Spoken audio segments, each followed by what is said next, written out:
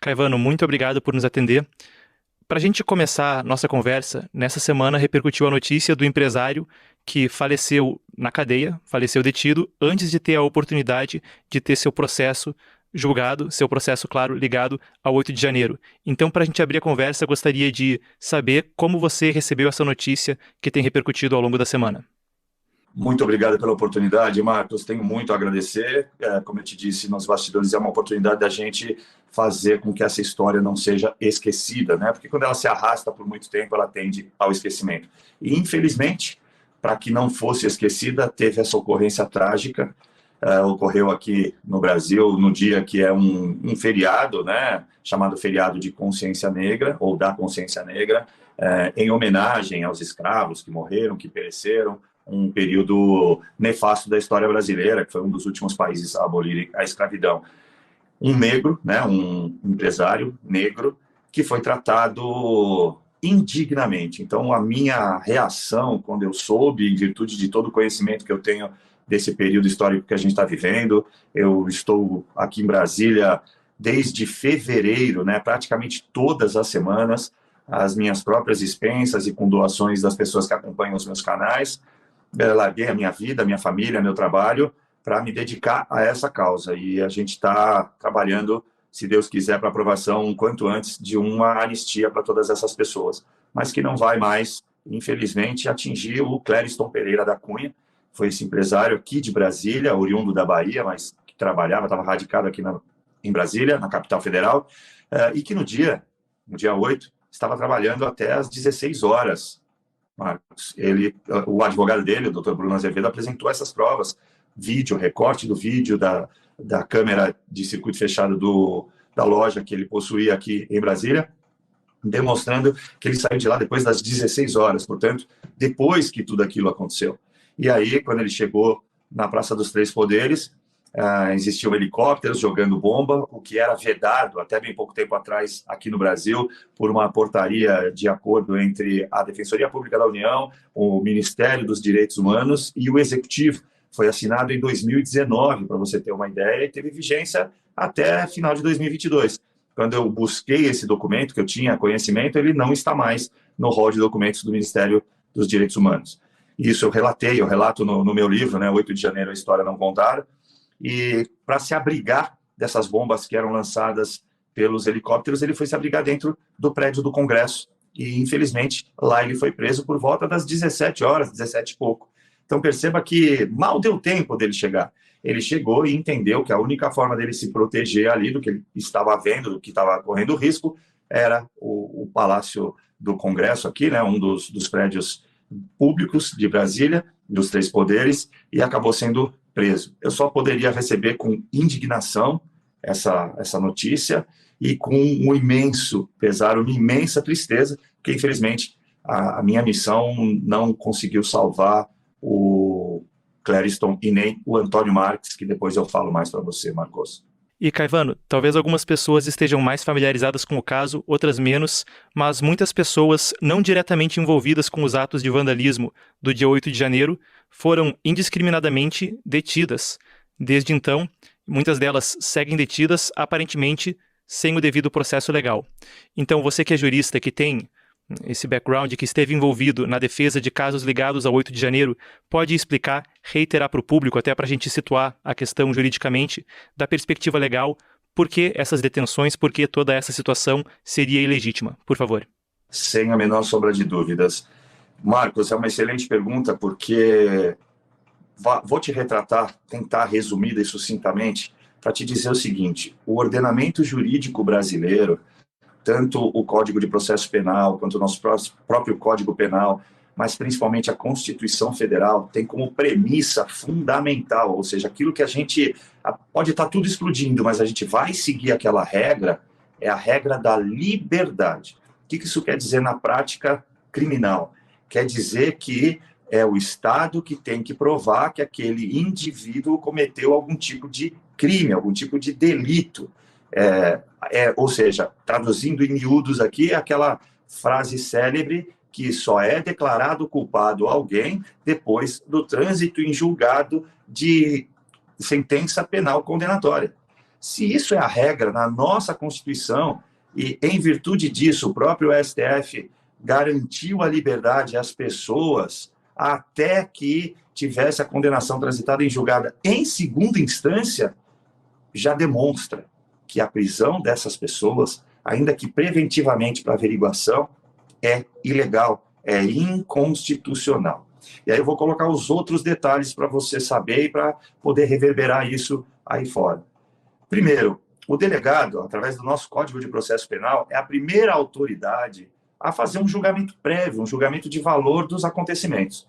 Então, a ele é levado aquele detido, supostamente em prisão em flagrante, que foi como ocorreram essas prisões em atacado, todos foram presos na frente do QG sob a ótica da prisão em flagrante, foi apresentado ao delegado federal, e aí eu já estava lá para a primeira oitiva, sem ninguém apresentando essa prisão, ou seja, aquela pessoa que teoricamente fez a prisão tem que acompanhar e apresentar, está na nossa lei, está no nosso Código de Processo Penal. Pois bem, o delegado não podia fazer isso nesse caso, o auto de prisão em flagrante já estava pronto, era só preencher meia dúzia de perguntas do tipo, onde você estava, quais foram as condições que você foi preso, quem financiou sua vinda para Brasília. Então, essas três que eu denotei, destaquei aqui para você de três, já te faz perceber que não tem nada relacionado à própria prisão, à suposta prisão em flagrante. E aí, esse delegado, ele não teve a sua competência guarnecida, guardada. Ele teve que efetuar a prisão indiscriminada em flagrante para continuar aquela ilicitude. Pois bem, no decorrer daquilo, eles foram encaminhados diretamente ao presídio, ao CDP. E veja, uma questão muito emblemática na sequência ocorreu, que é a audiência de custódia. Isso deve ser falado no mundo inteiro, porque o Brasil é um dos poucos países que tem isso, e que deve ocorrer em 24 horas. Muitos bandidos são soltos quando a audiência de custódia não ocorre nesse período, Marcos. E mais, na questão dessas oitivas, dessa audiência de custódia, não estava sendo discutida a forma da prisão. Até porque não existia como. O juiz não tinha prerrogativa para avaliar aquela prisão em flagrante e poder fazer o segundo juízo a que esse preso teria direito. Ou seja, definir se a prisão seria convertida em provisória, ele seria mantido preso, ou se iria ser posto em liberdade, porque não atrapalharia as investigações. Pois bem, todas essas pessoas foram mantidas presas durante muito tempo, pelo menos 15 dias. E essas audiências de custódia, nenhuma delas ocorreu em 24 horas. Isso foi dito pelo próprio relator do caso, Alexandre de Moraes, quando do primeiro julgamento lá no STF, que eu fui até lá para acompanhar, e que ele disse, não importa, a quantidade era muito grande e a gente fez na medida do possível. Ora, eu quero colocar aqui da seguinte visão. Existe uma Constituição para proteger o indivíduo. Se o Estado está aprisionando por atacado, ele que controle as suas condições para que consiga minimamente efetivar toda a legislação brasileira, o ordenamento jurídico. Portanto, tudo que aconteceu é o rasgar-se das nossas leis e, principalmente, do artigo 5º da Constituição Federal, que protege os direitos e garantias fundamentais. No decorrer desses dias, essas pessoas continuaram presas, muitas delas com comorbidade, mais de 1.200 foram soltas com tornozeleira eletrônica, porque não foi investigado, não tem individualização de conduta. Então, aqueles que não foram, a regra ocorreu dessa maneira, Marcos, aqueles que não foram presos dentro do prédio público, mesmo que não estivessem depredando nada, não tivessem arma, estivessem ali orando, fazendo o que fosse, como algumas imagens mostram, eles foram presos e colocados em cursos em penas graves, o 359L e o 359M do Código Penal, trazido pela Lei 14.197 de 2021, que são, respectivamente, tentativa com uso de grave ameaça ou violência de deposição do Estado Democrático de Direito. E o M, a mesma tentativa, com violência ou grave ameaça, para tentativa de deposição de um governo legitimamente eleito. O que traz aí penas que somadas podem chegar a mais de 8 anos de prisão. As duas juntas podem chegar a 14 anos de prisão. Por isso que as penas que vocês devem ter visto aí somam 14, 15 até 17 anos de prisão. Porque aí soma-se a isso a questão de organização criminosa e de incitação ao crime. Essas pessoas que foram soltas, mais de 1.200 foram soltas com a tornozeleira, estariam em tese incursas única e exclusivamente no incitação ao crime, que tem pena aí de 3 a 6 meses de detenção, ou seja, não dá nem cadeia, e a organização criminosa pode chegar a 3 anos de cadeia. Agora veja, Marcos, como é que você pode alegar que uma pessoa incitou o crime a outrem, ou então participou de uma organização criminosa sem individualizar a conduta dessa pessoa. Foram utilizadas metodologias esparsas e outros tipos de legislação, jurisprudência, para chamar esses crimes de crimes multitudinários.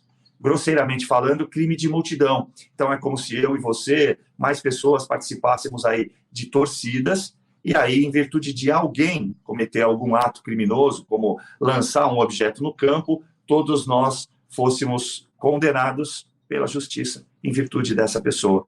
Não me parece nada racional. Bom, Caivano, você falou agora de crimes multitudinais e é uma coisa que parece lembrar, trazer um eco do pior dos regimes totalitários do século passado, né? O Show me the man and I'll show you the crime, mostre-me o homem, eu lhe mostrarei o crime, ou outras infames frases soviéticas sobre os crimes cometidos pela classe, e aí toda classe tem que ser perseguida. Agora, depois desse episódio, a gente não viu uma redução do autoritarismo, mas, pelo contrário, a gente viu sinais de um aumento de autoritarismo no Brasil.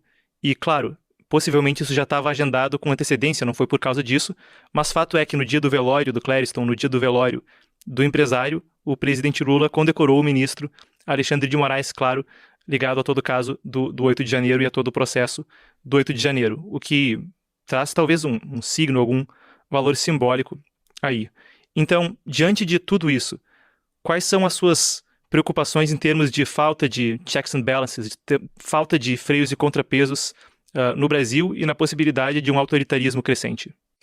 Olha, Marcos, eu vou dizer para você que isso que você acabou de relatar, né, essa condecoração, embora estivesse planejada, se houvesse o mínimo de humanidade por parte dessas pessoas, eles adiariam essa homenagem, essa cerimônia. Esse é o primeiro ponto. Mas eu tenho que te dizer aqui que no mesmo dia ocorreu mais uma operação, da tal Operação Lesa Pátria, da Polícia Federal, e esteve em, acho que 4 ou 5 estados da federação, com mandados de busca e apreensão, perdoe, e prisão de outras pessoas. 2 pessoas foram presas, supostamente por terem filmado as ocorrências lá do dia 8 de janeiro e estavam em seus estados natais, em suas cidades natais, e uma pessoa que é minha colega de profissão esteve presa, não teve a sua prerrogativa de advogado respeitada, porque ela tinha, por ser advogada, tinha direito a ficar numa sala em isolamento, né, ou seja, fora da prisão comum, vamos chamar assim, em virtude até mesmo do risco, né, dela ter defendido alguém que está no sistema prisional. Isso não foi respeitado no caso dela. Ela foi liberada com a tornozeleira eletrônica, como eu falei minutos atrás, e agora ela teve busca e apreensão na sua casa e levaram o celular, que não foi apreendido daquela época, e o seu computador. Isso nitidamente, para mim, demonstra que a gente está diante, como você muito bem colocou, essa questão do dê-me o nome e te darei o crime, que a gente ainda está diante do phishing expedition, ou seja, você joga a isca, deixa essa pessoa embora, deixa ela com o seu celular e depois eu vou buscar para saber com quem ela falou, sobre o que ela falou, por que ela falou. Trata-se, como você muito bem relatou, de uma atividade de autoritarismo ditatorial, que não dá meios, não tem mecanismos de defesa do indivíduo. Por óbvio, diante do que eu estou dizendo, eu enxergo com uma preocupação enorme e que posso dizer, afirmar, como venho afirmando há meses, que o direito não existe mais no Brasil, porque as pessoas são tratadas de maneira desigual. O caput do artigo 5º da nossa Constituição, que é uma cláusula pétrea, ele é baseado, por exemplo, no Pacto de São José da Costa Rica, ou na Declaração Universal dos Direitos Humanos, que é dizer, reafirmar que todos são iguais perante a lei, independente de sua classe social, de sua religião, de sua raça, de sua etnia. Não é o que vemos no Brasil, Marcos. Veja que existe jurisprudência no próprio STF de que as pessoas que têm comorbidades, que correm risco de vida, são transferidos para prisão domiciliar. Então, independentemente da questão ilícita que eu aleguei aqui, de todas essas nulidades, que essas pessoas não deveriam estar presas, mas se estão presas, o mínimo, por decência, por dignidade da pessoa humana, deveriam ser tratadas com essa humanidade, e se tem comorbidade, deveriam ter sido enviadas aos seus lares para serem tratadas. Pois bem, hoje eu acabei de receber um documento da DPU, a Defensoria Pública da União. Ela esteve no dia 21, no dia posterior à morte do Clériston Pereira da Cunha, para avaliar e investigar as ocorrências ali. E eu vou, com toda certeza, passo para você ter acesso a esse documento, ele é público, e te convido a ver no meu livro, que eu tenho lá a conclusão, como eu já disse, do documento da DPU, que foi feito lá naquele dia, dizendo que aqueles presos, naquele episódio do 8 de janeiro, que ficaram lá 9 e 10 de janeiro, e que aí eu estive lá acompanhando as oitivas, como eu já relatei, não tinham respeitadas a dignidade de suas pessoas. Não havia sanitário suficiente, não havia o mínimo, a mínima condição de higiene básica, não havia água suficiente, não havia comida, não havia colchões. Eles dormiram no chão de uma quadra poliesportiva, dentro de um ginásio poliesportivo para treinamento dos policiais federais. Agora vem a DPU novamente, parece a única entidade no Brasil enxergando o que de fato acontece, dizendo que há vilipêndio das garantias fundamentais desses indivíduos. Eu vou relatar algo que você provavelmente vai ficar tão estarrecido quanto eu. Um senhor, um idoso, de 68 anos, com comorbidade, continua preso na Papuda, Marcos. Muita gente fala que é um caso de 2 pesos, 2 medidas no aspecto do judiciário, mas agora trazendo atenção para um outro aspecto do caso, que é o da imprensa. Isso, muita gente me falou até recentemente, quando houve a Operação Trapiche, quando algumas pessoas foram detidas e estão sendo investigadas no Brasil por alegadamente planejar atentados terroristas em conexão com o Hezbollah, claro, a organização terrorista libanesa apoiada pelo Irã. Até num dos casos escandalosos que ocorreu no meio dessa investigação, o Jornal Nacional relatou que um dos investigados foi questionado pela Polícia Federal, prestou depoimento, falou sobre ter tido contato com os líderes do Hezbollah, ter sido oferecido valores aí $200 mil, R$1 milhão, $500 mil, R$2,5 milhões para participar de atentados terroristas no Brasil, do assassinato dos desafetos do Hezbollah no Brasil. E essa pessoa, segundo relata pelo menos o Jornal Nacional, foi solta depois do depoimento na outra sexta-feira, dia 10 agora, de novembro. Raramente se viu, ou com menos frequência, pelo menos do que no caso do 8 de janeiro, essas pessoas investigadas receberem o rótulo de terrorista. Uma coisa que foi muito comum com pessoas ligadas ao 8 de janeiro, estivessem elas ou não envolvidas nos atos de vandalismo, que, claro, eles por si são sim condenáveis, mas pessoas ligadas ou não foram rotuladas em massa como terroristas. Você pode expandir o argumento do porquê esse rótulo pode ser impreciso? Bom, nós temos aqui no Brasil, Marcos, uma legislação especial, né, de terrorismo, a lei antiterrorismo. E essas pessoas, elas não cometeram, né, os patriotas não cometeram nenhum ato que se adeque minimamente, ainda que muito distante na interpretação, ao que está prescrito na lei. E aí, depois da mídia, né, do consórcio midiático aqui do Brasil, reverberar, como você muito bem disse, chamando essas pessoas de terroristas, o MPF, né, o Ministério Público Federal, exarou uma declaração e em todas as denúncias afastou qualquer ocorrência ou qualquer similaridade dos atos ocorridos com qualquer ato de terrorismo. Então, isso aplacou um pouco essa sanha, né, do consórcio midiático de colocar essa pecha nesses manifestantes. E tem um outro dado que eu queria trazer para você, antes até de tratar da questão da Operação Trapiche rapidamente, que não é o nosso tema, mas tem um outro caso que é por demais emblemático e que eu e o desembargador Sebastião Coelho talvez tenhamos sido os únicos a dar voz. Não vou dizer que só nós dois vimos, só nós dois percebemos, só nós dois falamos, que seria praticamente impossível, mas nós dois demos vozes nas nossas entrevistas, nas oportunidades que a gente teve, e o desembargador Sebastião Coelho, inclusive, teve a oportunidade de falar no dia do primeiro julgamento. A gente tem uma questão que aprende nos primeiros anos de academia, vamos chamar assim, na faculdade de Direito, Marcos, que é a antinomia de norma. O que isso quer dizer?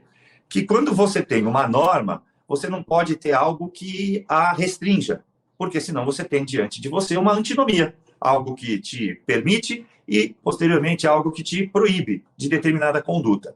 Pois bem, o legislador, aquele que está lá fazendo lei no Congresso Nacional, Câmara dos Deputados e Senado Federal, quando fizeram a aprovação, né, quando redigiram e aprovaram essa lei 14.197 de 2021, puseram uma antinomia, que eu chamo de antinomia formal da norma. Por que formal? Porque ela está já lá na forma, ela está lá contida nos incisos do artigo 359, se opondo a esses que condenaram esses manifestantes. E que diz textualmente, em palavras mais simples, que não existe crime quando as manifestações são de cunho social, político ou em defesa de garantias constitucionais fundamentais.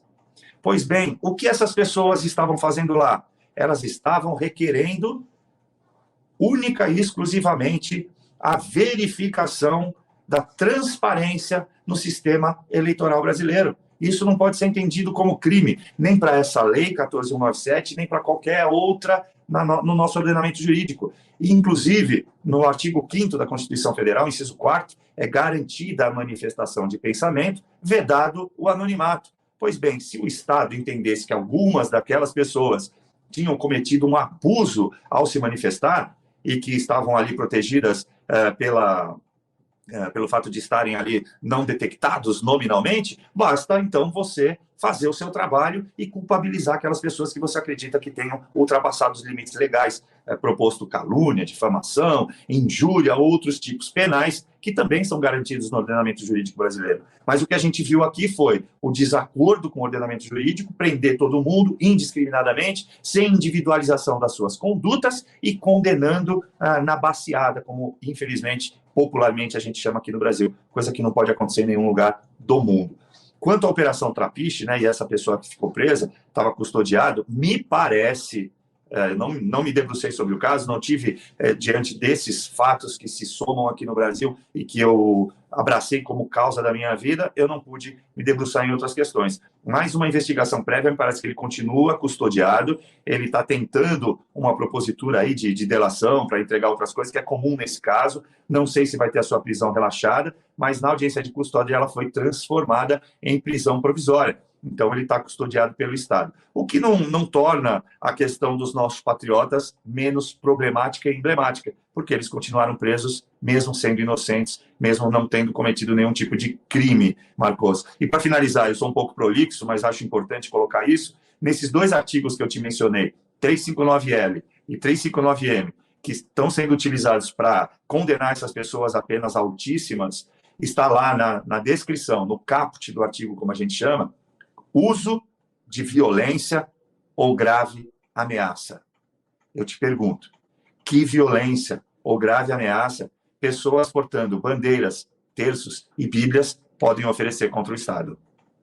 Certamente um questionamento muito pertinente. Caivano, muito obrigado por nos atender.